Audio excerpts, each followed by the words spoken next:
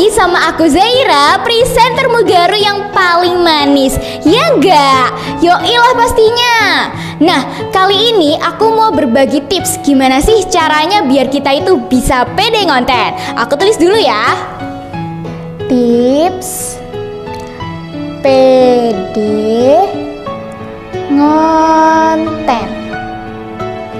Nah, teman-teman, tips pede konten yang pertama yakni tentukan temanya. Misalkan teman-teman mau bikin konten tentang PPDB, ekskul, review barang, atau lain sebagainya. Biar gak lupa, aku tulis dulu ya. Tentukan temanya. Nah, kemudian tips yang kedua yakni menulis skripnya. Karena kalau misalkan kita tidak menulis skripnya, kita tuh bakalan lupa dan pemilihan katanya menjadi tidak efektif. Aku tulis lagi ya. Menulis skripnya. Nah, tips yang ketiga yakni latihan membaca skripnya dan hafalkan. Karena kalau kita tidak menghafalkan skripnya, kita akan terlihat lupa, celingak-celinguk, dan tidak pintar. Nah, kalau aku ya teman-teman, di rumah itu latihan sama bunda. Jadi aku latihan ngebaca skripnya tuh berulang kali biar nggak ketelecok. Kalau masih ketelecok, aku ulangi sampai 10 kali. Kalau masih ketelecok lagi, aku ulangi sampai 50 kali. Pokoknya jangan bosan untuk mengulang ya teman-teman, karena mengulang itu nggak bayar, betul nggak? Nah, kita semua kan pasti pengen terlihat pinter kan? Makanya jangan bosan untuk mengulang dan latihan. Kok ada yang kurang ya? Oh iya, lupa belum kutulis. Aku tulis dulu ya. Membaca dan hafalkan. Gimana? Simple kan? Ternyata yang selama ini bikin ruwet itu karena kita nggak tahu caranya. Makanya setelah kita tahu caranya, cepat-cepat praktekkan. Karena sebuah karya itu terlahir dari sebuah tindakan, bukan angan-angan. Aku Zaira, presenter Mugaru yang paling manis, mengucapkan terima kasih dan sampai jumpa. Wassalamualaikum warahmatullahi wabarakatuh. Bye-bye.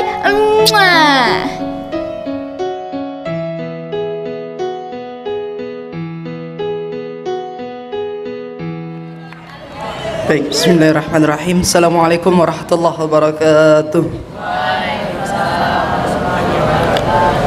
Alhamdulillah wa syukrillah wa la hawla wa la quwata illa billah. Asyhadu an la ilaha illallah wahdahu la syarika lah. Wa asyhadu anna sayyidana Muhammadan abduhu wa rasuluhu la nabiyya ba'dah.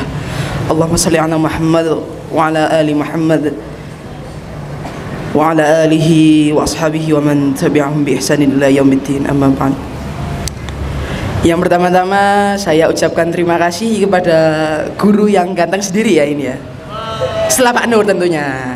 Nah, Pak Arul, dan yang kedua saya ucapkan terima kasih kepada Pak Nur selaku Wakahumas.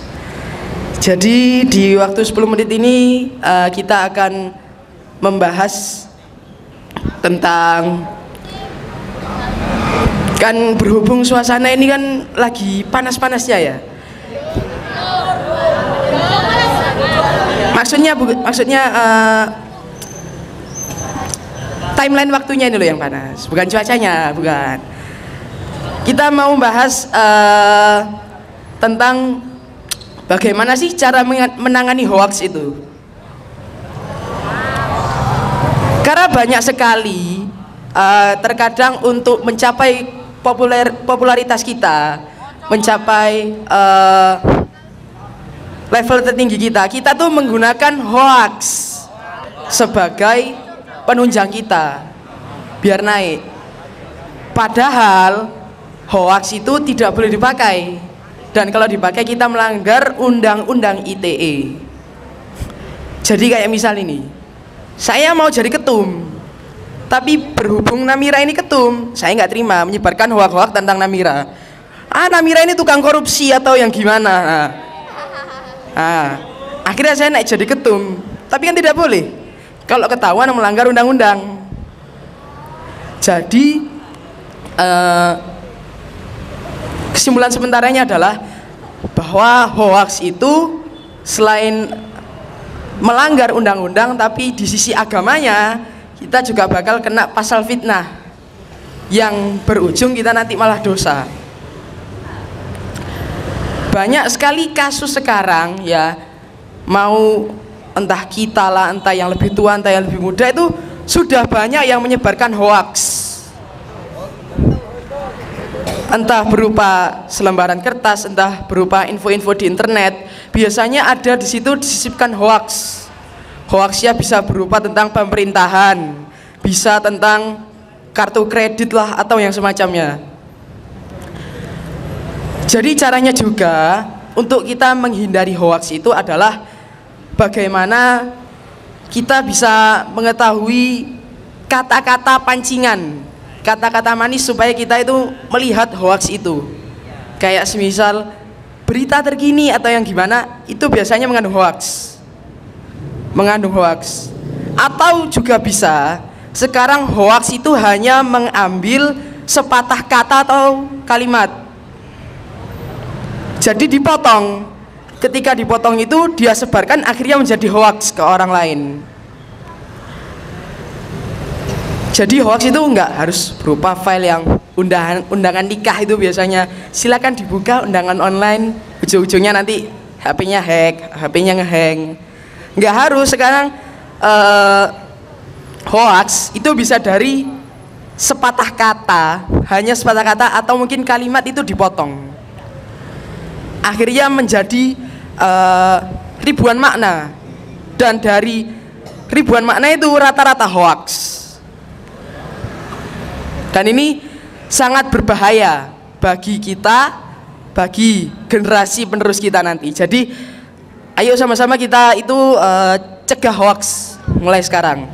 Saya kalau kita nggak bisa memberhentikan, kita itu turut mencegah gitu loh. Alhamdulillah dari kita di Mugaru ini ya, mulai dari guru-gurunya sampai muridnya itu nggak ada yang hoaks, alhamdulillah.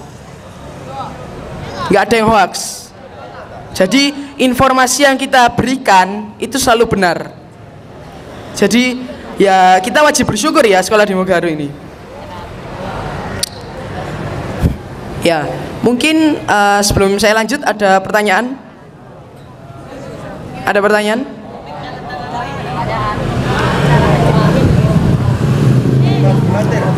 Yoga.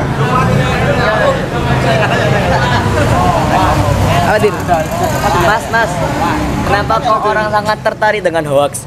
Kenapa orang sangat tertarik dengan hoax daripada fakta? Ya, terima kasih Mas Azam. Jadi pertanyaannya adalah kenapa orang tuh lebih tertarik ke hoax daripada fakta? Ya, ini materi selanjutnya ya aslinya ya. Hoax itu kembali lagi tadi di awal bisa meningkatkan popularitas kita dan caranya lebih instan juga lebih cepat. Ya, mungkin nggak menaikkan popularitas kita juga lah. Misal kita ini berpihak kepada satu orang, kita bermusuhan kepada pihak lain. Wah, kita jatuhkan pihak lain. Pihak ini tuh begini. Padahal enggak. Jadi di sini kita tuh perlu berhati-hati ya. Kalau dari sisi agama kan fitnah. Fitnah yang terbesar, fitnahnya Dajjal, rajanya fitnah. Berarti kalau sekarang kita ikut memfitnah, secara nggak langsung kita sudah mengikuti Dajjal. Walaupun tidak sespesifik itu mengikuti Dajjal, tapi kita sudah mencontohkan perilaku-perilakunya yang akan datang. Dan hukum orang yang memfitnah itu hukumannya bisa mungkin diat, bisa kafarat. Nanti kafaratnya belum lagi 100 unta cash kalau zaman dulu ya. Kalau sekarang dijadikan uang, mungkin totalnya ya 2 miliar lebih ke atas. Dan hukumnya sangat berat. Jadi ayo kita sebagai siswa-siswi warga Mugaru itu kita hindari hoaks. Kita hindari cara gimana sih popularitasku itu bisa naik secara instan. Gimana sih aku itu bisa mendapatkan yang terbaik di dunia ini. Tapi yang benar adalah bagaimana cara kita mendapat yang terbaik di dunia, di akhirat, sorry. Bukan di dunia. Kalau kita semakin terfokus harta tahna wanita ya biasanya. Nah, itu yang menyebabkan kita malah akan menjadi menjadi dongkol gitu loh ya, menjadi oh iya silakan Pak. Ini Pak Nur mau tanya sama muridnya Rocky Gerung. Iya, Ren, sesuatu yang dibilang hoak itu tolak ukurnya apa? Misalnya ada orang yang bilang bahwa si A itu ABCD misalnya gitu kan. Nah, tolak ukurnya itu apa? Baik, terima kasih Pak Nur. Kalau tolak ukur ya, sekarang kan rekam jejak digital itu kan ada Pak, rekam jejak digital. Jadi kita itu bisa lihat dari sumber-sumber berita resmi. Ada yang dari stasiun TV, dari transTV.detik.com itu resmi. Ada yang dari Kominfo. Sekarang info tervalid di Indonesia itu dari Kominfo. Jadi kita bisa lihat, oh di Kominfo. Jadi ini hoax, ini disinformasi. Oh ini fakta, ini benar. Jadi kita nggak hanya terpaku di suatu situs, nggak hanya suatu berita, tapi kita bisa cari mulai atas sampai bawah, mulai dari Kominfo. Jadi sekarang rekam digital kan sekarang canggih ya.